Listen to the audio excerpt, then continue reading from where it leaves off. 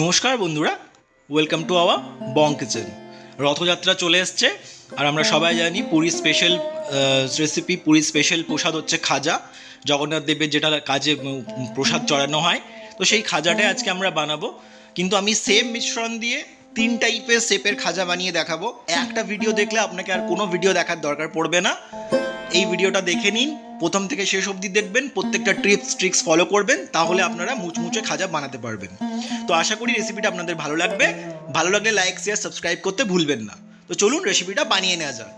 দেখতেই পাচ্ছেন 3 ধরনের খাজা আমি বানিয়েছি। তো সবার প্রথমে বানানোর জন্য আমরা 500 গ্রাম ময়দা এখানে নিয়ে নিচ্ছি একটা মিক্সিং বোলে। আচ্ছা, ভিডিওগুলো কেমন লাগছে কমেন্ট করে অবশ্যই জানাবেন। অন্য কোনো রেসিপি চাইলে সেটাও কমেন্টে জানাতে ভুলবেন না। এবার আমরা স্বাদ মতো লবণ এখানে অ্যাড করে দিলাম। এবার লবণটা আমরা ভালো করে ময়দার সাথে মিশিয়ে নেব। এবার এখানে 60 থেকে 70 ml আমরা ঘি অ্যাড করছি। আমি ঘি ব্যবহার করছি, আপনারা রিফাইন্ড অয়েলও দিতে পারেন, বাট খাজা যেহেতু মুচমুচে হলে বেশি ভালো হয়, তাই আমি পার্সোনালি প্রেফার করব ঘি। আপনারাও ঘি দিলে বেশি ভালো হয়। সেক্ষেত্রে ঘিটা আপনারা ডালডা ঘিও দিতে পারেন বা অন্য কোনো ঘিও ব্যবহার করতে পারেন, সম্পূর্ণ আপনাদের চয়েস। আর ঘিতে সমস্যা থাকলে আপনারা রিফাইন্ড অয়েলও ব্যবহার করতে পারেন। দেখুন ময়নটা এরকম হবে, একটু বেশি ময়ন দিতে হবে, নাহলে কিন্তু মুচমুচে খাস্তা হবে না। এবার আমরা পরিমাণ মতো জল দিতে দিতে মাখতে থাকবো। কোনো রকম গরম জলের দরকার নেই, নর্মাল ঠান্ডা জল দিয়ে মাখলেই কিন্তু হবে। এটা খুব নরম কিন্তু ডোটা হবে না, আবার খুব টাইটও হবে না, মোটামুটি স্ট্যান্ডার্ড একটা ডো আমাদের বানিয়ে নিতে হবে। আর আমার ভিডিওতে আপনারা সব হ্যান্ডেল আইডি পেয়ে যাবেন, ইনস্টাগ্রাম, ফেসবুক, সেখানেও আপনারা আমাকে ফলো করে নিতে পারেন। দেখুন আমার ডোটা তৈরি হয়ে গেছে। এটাকে আমরা আধ ঘন্টার জন্য রেস্টে রেখে দেবো। সেই ফাঁকে আমরা সিরাপটা বানিয়ে নিই, মানে রসটা। আমরা 200 গ্রাম চিনি দিয়ে দিয়েছি কড়াইয়ের মধ্যে, সাথে 75 ml জল। পরিমাণটা অবশ্যই মনে রাখবেন, না হলে কিন্তু এক্স্যাক্ট সিরাটা তৈরি হবে না। 75 ml জল আর 200 গ্রাম চিনি আমরা ব্যবহার করছি। চিনিটা যখন একদম পুরো গলে যাবে, মেল্ট হয়ে যাবে, যখন একটা সিরা তৈরি হবে, বা একটু আমি দেখিয়ে দিচ্ছি কেমন হবে, দেখুন দেখে নিন যাতে আপনাদের কোনো অসুবিধে না হয়, তাই দেখিয়ে দিচ্ছি। ঠিক এরকম হয়ে গেলে বুঝে যাবেন মোটামুটি আমাদের সিরাপটা তৈরি। এটা নামিয়ে ঠান্ডা করতে দিয়ে দেবেন, ঠান্ডা হয়ে গেলে আরও চাপ হয়ে যাবে। এবার 15 থেকে 20 মিনিট, আধ ঘন্টা রাখলেও চলবে। 15 থেকে 20 মিনিট পর আমি আবার ওটাকে ডোটা আনকভার করে একটু মাখাচাকা করে আমি লেচি কেটে নিচ্ছি। আমি কিন্তু 3 ধরনের খাজা বানিয়ে দেখাবো, সেম ময়দা দিয়ে, সেম মানে ডো দিয়ে 3টে শেপের আমি খাজা বানাবো। প্রথমে আমরা একটা লিচিকে একদম পাতলা করে বেলে নিতে হবে। ময়দা দিয়ে বেলবেন, তেল ব্যবহার করবেন না, নাহলে পাতলা হবে না, ছোট হয়ে যাবে যেহেতু ময়দা, তাই শুকনো ময়দা দিয়েই বেলবেন। দেখুন কত পাতলা করে আমি বেলে নিচ্ছি। এইভাবে আমরা 4টা বেলে নেব, দিয়ে একটার পর একটা অ্যাড করব। কি করে করব দেখে নিন, এই প্রসেসটা খুব ইম্পর্ট্যান্ট। এবার আমরা এখানে ঘি ব্রাশ করে দিচ্ছি। আমি ঘি ব্যবহার করছি, আপনারা রিফাইন্ড অয়েলও ব্যবহার করতে পারেন। এই নয় যে ঘি দিতে হবে, ঘি দিলে বেশি ভালো হয়, মুচমুচে হয়। তো আমি ঘি ব্রাশ করে নিলাম।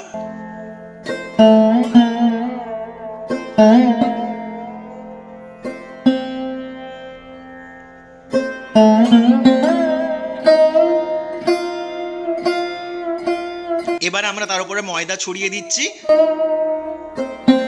দিয়ে এটা ভালো করে আমরা চারিদিকে ঘুরিয়ে মিশিয়ে নেব। এর ওপর আমরা আরেকটা মানে মানে চাপাটির মতোই বলতে পারেন, বাট খুব পাতলা আরেকটা চাপাটির উপরে দিয়ে দিলাম। সেম প্রসেস, ঘি আর ময়দা ছড়িয়ে দিলাম, তারপর আরেকটা দিয়ে দিলাম।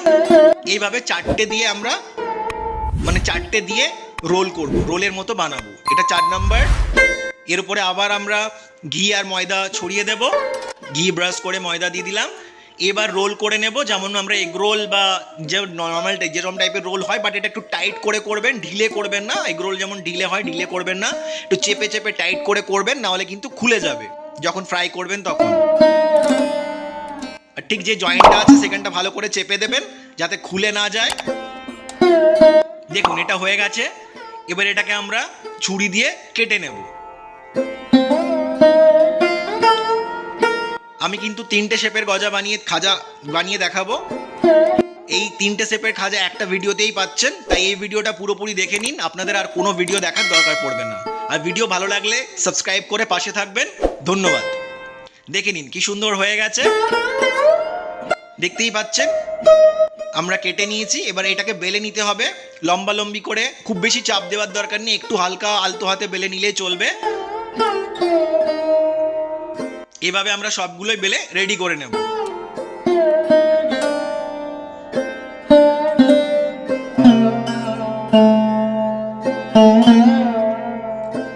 আমাদের বেলা হয়ে গেছে, আমরা তুলে নিলাম বেলা হয়ে যাওয়ার পর।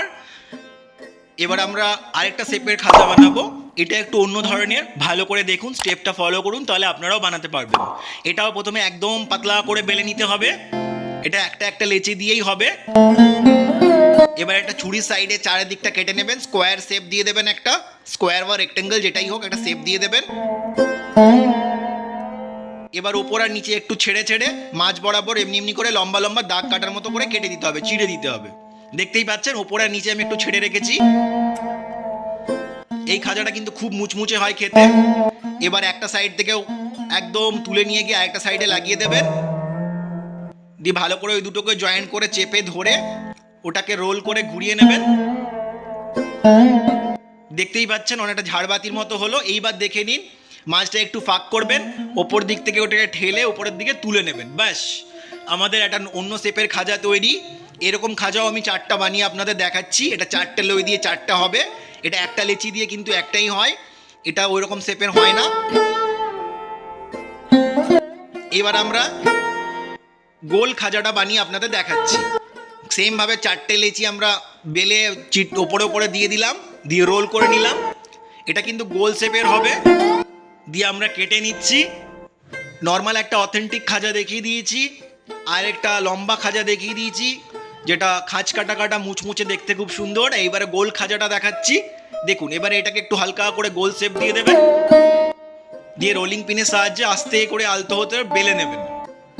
লেয়ারগুলো দেখতেই পাচ্ছেন কি সুন্দর আসছে। এভাবে সবগুলো বেলে নিতে হবে।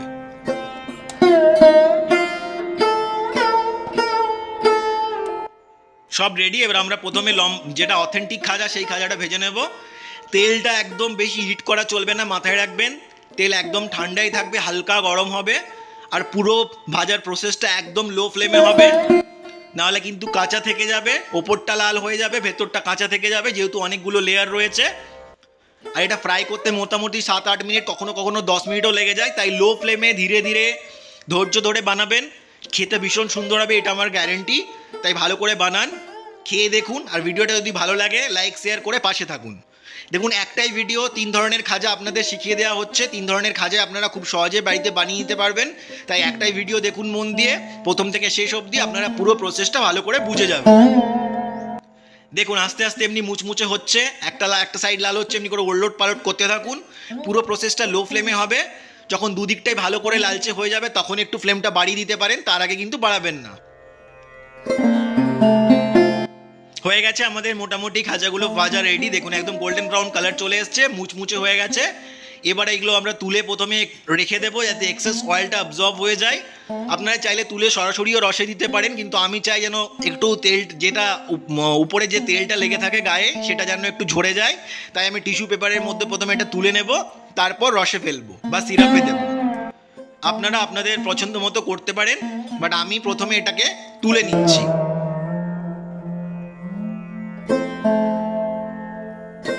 দেখুন কি সুন্দর দেখতে লাগছে। এবার এটা আমরা রসে দেব। তার আগে আমরা গোল খাজাগুলো ছেড়ে দিলাম। আমি কিন্তু ওভেনটা বন্ধ করে দিয়েছি, যেহেতু তেলটা খুব হিট হয়ে গেছিলো। তাই ওভেন বন্ধ করে আমি এই খাজাগুলো ছাড়লাম। এটা কিন্তু গরম তেলে একদমই ছাড়া যাবে না। এবার যে অথেন্টিক যে খাজাগুলো নর্মাল হয়, সেই খাজাটা আমরা রসে দিয়ে দিলাম বা সিরাপে দিয়ে দিলাম। এবার এটা ওলট পালট করে ভালো করে আমরা সিরাপটা মাখিয়ে নেব খাজার মধ্যে। খুব জোর 2 থেকে 3 মিনিট রাখবেন, বেশিক্ষণ রাখবেন না। 2 থেকে 3 মিনিট রেখে রস থেকে তুলে আলাদা জায়গায় রেখে নিন। আর এটা কিন্তু আরামসে আপনারা এয়ারটাইট কন্টেনারে স্টোর করে, ঠান্ডা করার পর স্টোর করে 15 দিন তো আরামসে থাকবে, কোনো অসুবিধে নেই, এটা আমার গ্যারেন্টি। ফ্রিজে রাখলে 1 মাস 2 মাসও থেকে যাবে, কোনো অসুবিধে নেই। দেখুন এদিকে গোল খাজাটাও আমাদের মোটামুটি হালকা হালকা ফ্রাই হয়ে গেছে। আমরা এটা ওলট পালট করতে থাকবো। আমরা কিন্তু ওভেনটা বন্ধ করে দিয়েছিলাম দেওয়ার সময়, তারপর ওভেনটা আবার অন করে দিয়েছি একটু পরে। এভাবে আমরা ওলট পালট করতে থাকবো। এটা গোল খাজা, যেটা ইউজুয়ালি ভাদু জানেন অনেকে, হয়তো জানবেন। যারা বাঁকুড়া পুরুলিয়া সাইডে থাকেন তারা জানবেন, সেখানে এই খাজাটা পাওয়া যায়। আমি পার্সোনালি খেয়ে দেখেছি, ভীষণ ভালো টেস্ট হয়, বাট দোকানে অনেক বড় বড় হয়, আমি একটু ছোট ছোট বানিয়েছি। এটাও আমরা রসে দিয়ে দিলাম, অতিরিক্ত তেলটা অবজর্ব করার পরে এটাও রসে দিয়ে দিচ্ছি। এবার এটাতেও আমরা ভালো করে সেম প্রসেস, রসটা মাখিয়ে 2-3 মিনিট রেখে এখান থেকে তুলে নেব।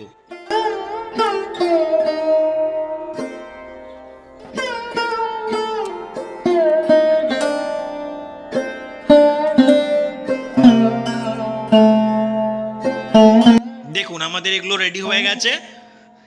এবার আমরা লম্বা খাজা, যেটা বললাম কাঠি কাঠি একটু চেন চেন মতো দেখতে, সেইটা আমরা ফ্রাই করতে দিয়ে দিয়েছি আবার লো হিটে। তেল কিন্তু বেশি গরম করবেন না, খুব গরম থাকলে ওভেনটা বন্ধ করে দিন, একটু ঠান্ডা হলে দিন, তারপরে একটু হওয়ার পর ওভেনটা জ্বালিয়ে দিন। দেখুন কেমন ফুলে উঠছে। এই খাজাটা কিন্তু ভীষণ মুচমুচে আর ভীষণ টেস্টি হয়, অবশ্যই বানিয়ে খেয়ে দেখুন। এটাও সেম প্রসেসে আমরা ফ্রাই করে নিয়েছি। এমনিতেই ভিডিওটা অনেক বড় হয়ে যাচ্ছে, তাই প্রত্যেকটা অতক্ষণ ধরে ফ্রাই করাটা দেখাচ্ছি না, নাহলে ভিডিওটা সাইজটা আরও বড় হয়ে যাবে। ধৈর্য ধরে ভিডিওটা দেখবেন। দেখুন এটাও আমরা রসে দিয়ে দিলাম, আমাদের এই খাজাটাও তৈরি হয়ে গেল। এটা তো আমরা ভালো করে মাখিয়ে নেব, এপার ওপার করে 2 থেকে 3 মিনিট রসের মধ্যে রেখে তুলে নেব। রসটা কিন্তু ঠান্ডা করে নেবেন, তারপরেই দেবেন। গরম রসটা একটু পাতলা থাকে, ঠান্ডা হলে একটু চিনিটা জমাট হয়ে যায়। আর আমরা জানি খাজা একটু মোটা রসের মিষ্টি, তাই একটু মোটা রসই দরকার। দেখুন এটা তৈরি হয়ে গেছে। এবার পুরোটা আমরা একটা প্লেটে সাজিয়ে দেখালাম। ভিডিওটা ভালো লাগলে লাইক শেয়ার সাবস্ক্রাইব করতে ভুলবেন না। ধন্যবাদ।